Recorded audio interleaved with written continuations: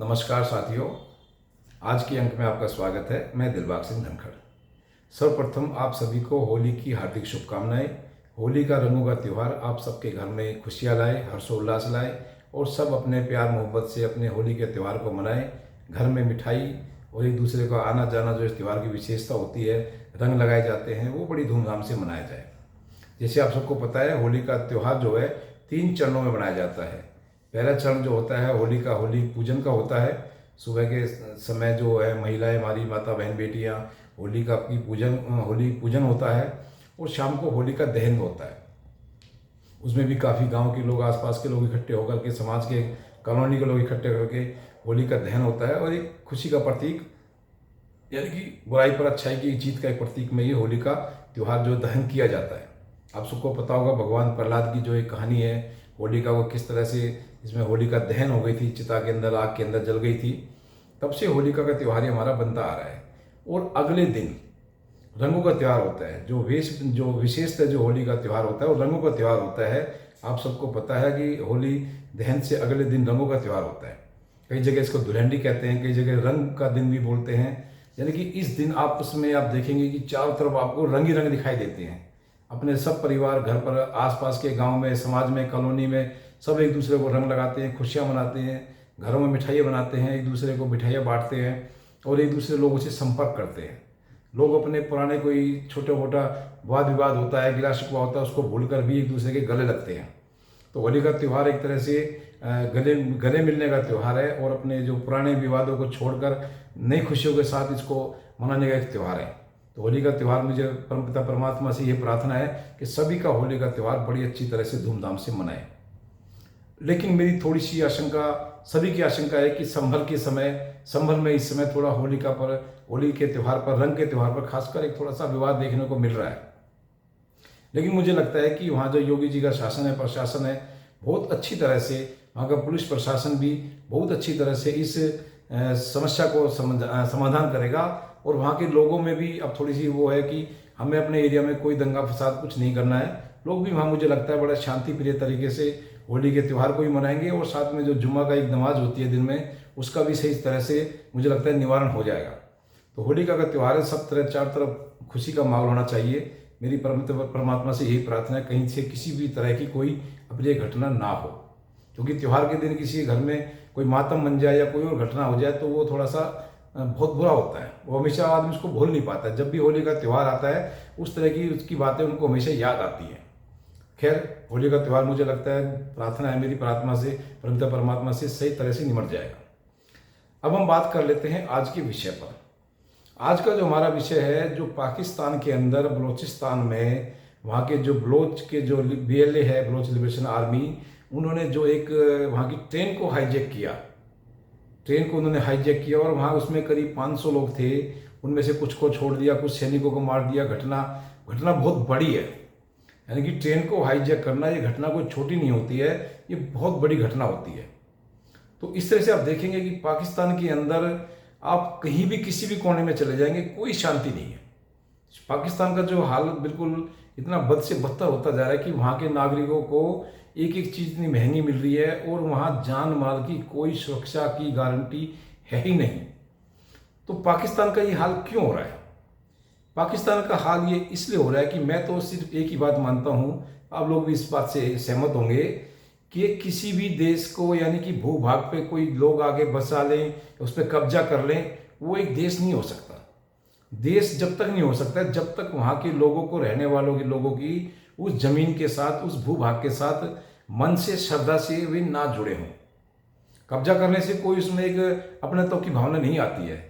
और जिन्ना ने जब 1947 में जब हमारे देश का पाकिस्तान टुकड़ा अलग हुआ था, उस समय यही थी, एक जिहादी सोच के कारण, उसने अपनी छोटी मानसिकता के कारण एक अलग देश की मांग करी। और वहाँ उन्होंने पाकिस्तान, उस समय की जो परिस्थितियाँ जैसी भी रही हों, उस पर ज़्यादा विचार करना आज के विषय नहीं है, वो ठीक नहीं है। तो उस समय जो पाकिस्तान का जो निर्माण हुआ, भारत से टुकड़ा कट करके, आप देखेंगे कि तब से आज तक पाकिस्तान में कभी शांति नहीं रही है।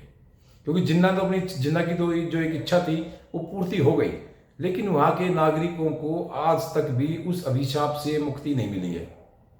आप देखेंगे कि पाकिस्तान के साथ जो ईस्ट वेस्ट पाकिस्तान होता था, बांग्लादेश खासकर, जब जो बांग्लादेश बन गया है, वहाँ पर भी पाकिस्तान की सेना ने कितना अत्याचार किया था।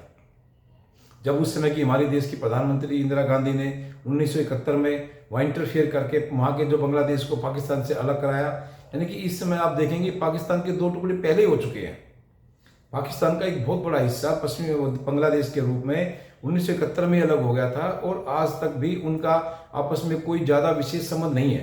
हालांकि अभी थोड़ा सा वहाँ जैसे बांग्लादेश के अंदर भी कुछ कट्टरता ज़्यादा हो गई है, वहाँ भी जिहादियों का कंट्रोल हो गया है। अभी तक शेख हसीना जी की सरकार बहुत अच्छी चल रही थी, भारत से हमारे साथ अच्छे संबंध थे, लेकिन अब वहाँ जैसे कट्टरवादियों की एक पकड़ वहाँ बन गई है सरकार पे, उससे थोड़ा सा हमारा जो एक विदेश नीति में थोड़ा सा परिवर्तन आया है।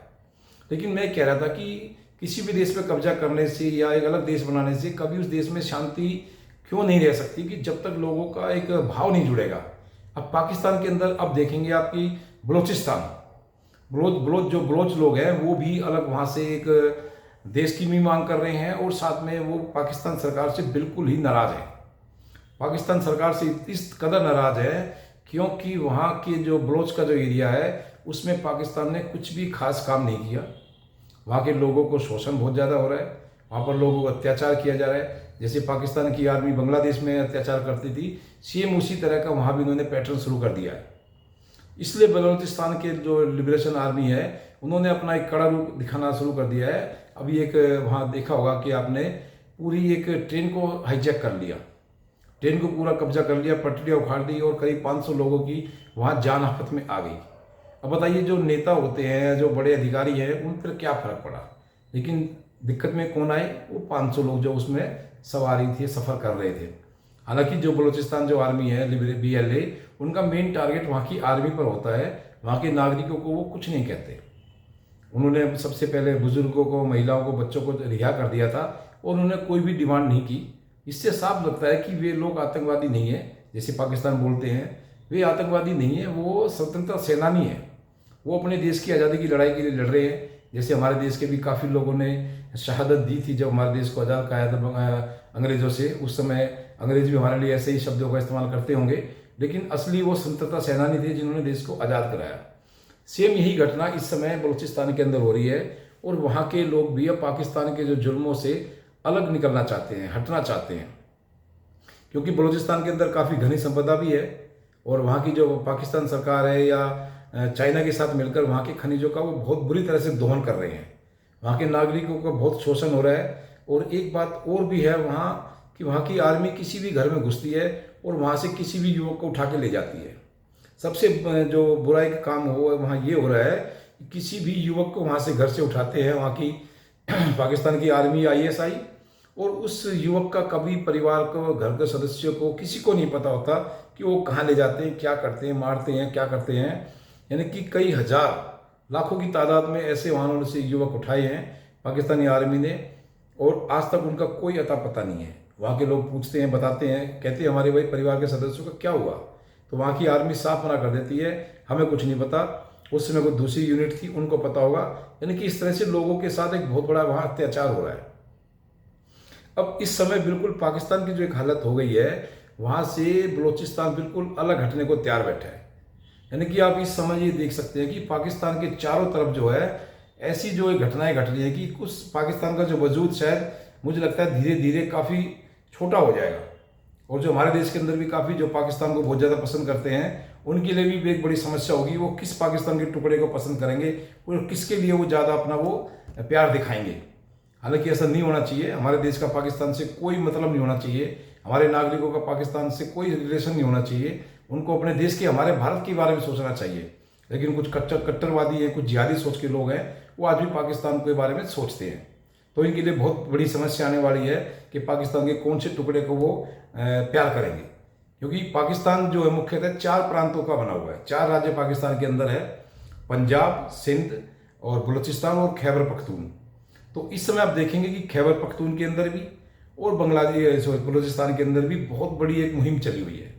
वो हर तरह से पाकिस्तान आर्मी को टारगेट कर रहे हैं और पाकिस्तान की सरकार के लिए एक बहुत बड़ी मुसीबतों का कारण बने हुए हैं। और इसके साथ ही आप देखेंगे जो TTP है, जो तालिबान पाकिस्तान है, वो भी पाकिस्तान से खुश नहीं है और वो भी पाकिस्तान पर के बॉर्डर पर काफ़ी हमले कर रहे हैं। अफगानिस्तान की तरफ से जो तालिबानी है वो काफ़ी हमले कर रहे हैं और पाकिस्तान के अंदर इस समय बिल्कुल भी सुरक्षा या शांति नाम की कोई चीज़ नहीं बची है।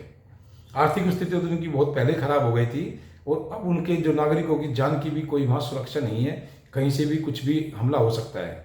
साथ ही जो तालिबानी हैं, अफगानिस्तान के लोग हैं, वो भी जो बॉर्डर है पाकिस्तान के बॉर्डर को, उसको वो नहीं मानते। 1700 कुछ में एक डोरेंट लाइन खींची गई थी। उस समय अंग्रेजों ने एक डोरेंट लाइन खींच दी थी, अब भाई इससे इधर अफगानिस्तान है, इससे इधर पाकिस्तान इंडिया है। लेकिन जो अफगानिस्तान के लोग हैं वो उस डोरेंट लाइन को नहीं मानते और वो काफ़ी अंदर तक, पाकिस्तान के अंदर तक अफगानिस्तान को मानते हैं। यानी कि इस समय आप देखेंगे कि पाकिस्तान पे चारों तरफ से पाकिस्तान बिल्कुल बुरी तरह से घिर चुका है। उधर तालिबानी अटैक कर रहे हैं, अफगानिस्तान भी अपना डोरेंट लाइन को नहीं मानता है, वो भी अंदर घुसने की सोच रहे हैं। और बलूचिस्तान है, वो भी अलग राज्य की मांग कर रहे हैं, देश की मांग कर रहे हैं। खैबर पख्तूनी है, वो भी अलग डिमांड कर रहे हैं। तो इस तरह से आप देखेंगे कि अगर अगर बलूचिस्तान और खैबर पख्तूनी अलग हो जाता है पाकिस्तान से, तो करीब पाकिस्तान का 60% एरिया, यानी कि पाकिस्तान का 40% में तो बलूचिस्तान है और 20% में खैबर पख्तून है। अगर ये दो राज्य भी निकल जाते हैं तो पाकिस्तान के पास केवल 40% एरिया बचेगा और 40% में से भी जो अफगानिस्तान के लोग हैं वो डोरेंट लाइन को नहीं मानते। तो इस प्रकार आप देखेंगे भविष्य में बहुत जल्दी कुछ ज़्यादा ही हलचल आपको देखने को मिलेगी। साथ ही अगर पीओके पे भी हमारे देश की कुछ जो सरकार है, बहुत कुछ जल्दी कुछ होने वाला है, क्योंकि पाकिस्तान में भी कई बार चर्चा हो चुकी है कि भाई अब पीओके तो हमारे हाथ से गया। वहाँ के नेताओं ने, अफसरों ने ये मानना बिल्कुल शुरू कर दिया है कि पीओके जो है पाकिस्तान के हाथ से बहुत जल्दी ही इंडिया के पास जाने वाला है। तो इस तरह आप देखेंगे कि जैसे जिन्ना ने जो एक जिहादी सोच की वजह से अलग पाकिस्तान की डिमांड की थी, उसका कोई फायदा नहीं हुआ। वहाँ के कितने गरीब मासूम लोग मारे गए इन जिहादी सोच की वजह से, और कितने ही लोग इधर आसपास के बॉर्डरों पे बिल्कुल, यानी कि लोगों का बुरा हाल है। तो इस तरह से देखने को ये आया कि किसी भी सोच, जब तक देश के बारे में हमारा आत्मसमर्पण नहीं होगा, उस भूभाग से, उस मिट्टी से प्यार नहीं होगा, ऐसी घटनाएं घटती रहेंगी।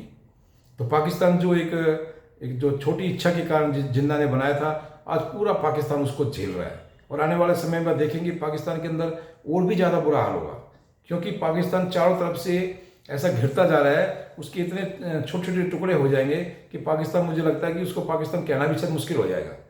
तो आज की वीडियो में इतना ही। आप इस वीडियो पर लाइक शेयर सब्सक्राइब करें। आपका बहुत बहुत धन्यवाद।